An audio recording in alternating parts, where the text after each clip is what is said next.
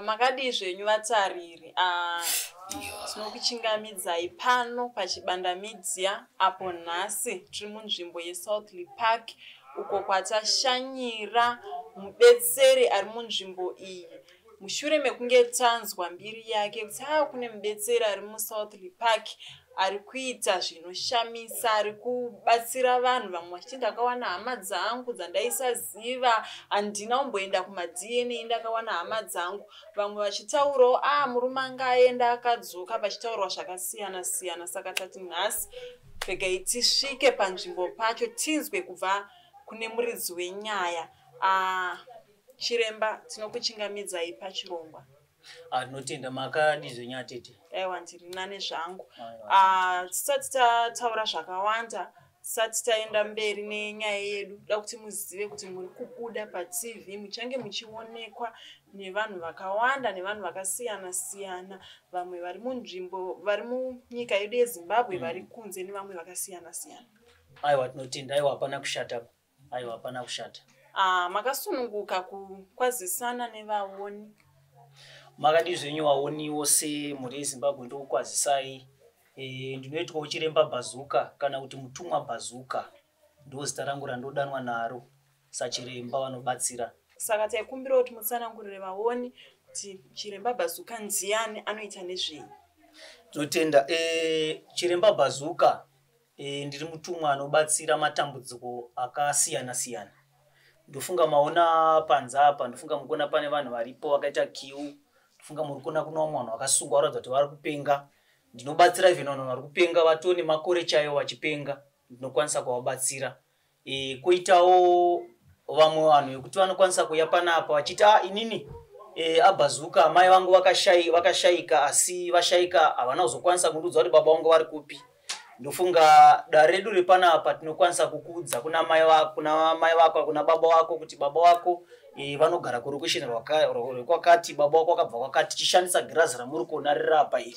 Ani maona ungave kana kuti mukati memusha mafiwa zvisina tsarukano, munhu vouya sedare voti tauya kuti kunotifamba oga tatinzwe kuti ndiani munhu akauraya munhu, tinokwanisa kushandisa even girazi iroreri. Unokwanisa kutoona munhu wako ipapa kuti uyu ndiye munhu akauraya munhu. Ndoma mabasa amwe atinoitawo saizvozvo.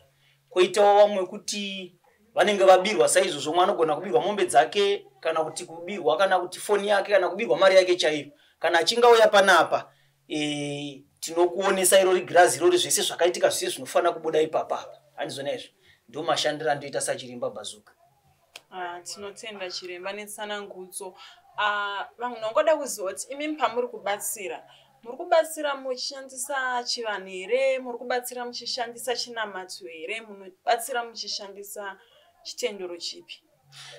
Inini sechiremba kana kuti mutumwa, handina divi randoti iri ndo randiri.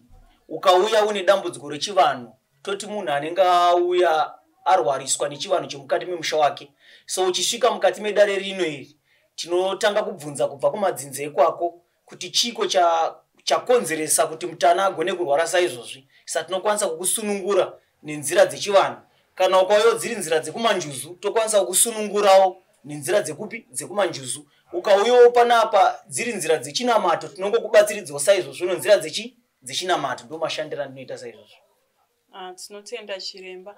Pane matsananguro kuti munobatsira zvechivanhu muchibatsira nezvekuchinamato. Mukufamba kwatinenge tichiita kunze munyika umu, unoona kuti vanoita zvekuchinamato vanenge vachiti vanoita zvekuchivanhu vari kunamata nenzira dzisiridzo. Vanoitawo zvekuchivanhu vamwe vachionawo vanenge vachiti aiwa izvi hazvizirizvo. Munozvibatanidza sei imini? Nhau inoitika ndeyekudai so watete, ndeyekuti ina handikwanise ipapo kukwanisa kujaja. Nekuti chekutanga midzimu iriko, ende midzimu iriko zvechokwadi, uye zvemwari wacho ariko. Ndosani muchinzwa nguva zhinji ndichitsanangura ndinotenda Mwari nemidzimu. Handizvona izvo. Ina handina chinhu chandokwanisa kushora ipapo. Ndongoti zvese izvozvo zvinhu zvinowanikwa, especially panyaya dzekunobatsirana saizvozvo. Namonzwa muchitaura zvekuti mune kereke. Muchitaura zvekereke kuti mune kereke yenyu yamuinayo. Saka vekukereke vanenge vachizozvitambira sei vachiziva kuti chiremba kana kuti vane pavanozombotibatsira, vanozotibatsira nechivanhu, vanozotibatsira neizvizvi. Ya ipapo nyaya yakamira yakadai so ndeyekuti svondo ndinayo, ndine chechi ndifunga inoitwa kuzasi kumatombo uko.